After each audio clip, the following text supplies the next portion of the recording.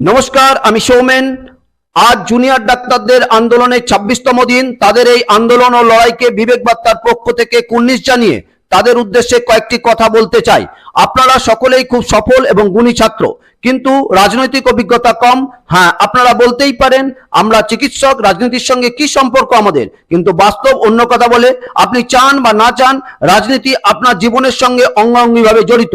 এই 36টা দিনে নিশ্চয়ই আপনারা বুঝতে সক্ষম হয়েছে কোন রাজনৈতিক দল আপনাদের আন্দোলনকে ব্যবহার করতে চাইছে, কারা ছলে বলে কৌশলে এই আন্দোলনকে ভাঙতে চাইছে, আর কারা আপনাদের পাশে দাঁড়াতে চাইছে।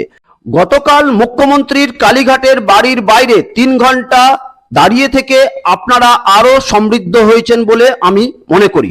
শুনুন, আপনাদের মাননীয়া বা তার দল বিষাক্ত গোখরের সমতুল্য, কারণ এই দলটির জন্ম হয়েছে আরএসএস এর মতো একটি বিষধর সর্পের গর্ভ থেকে।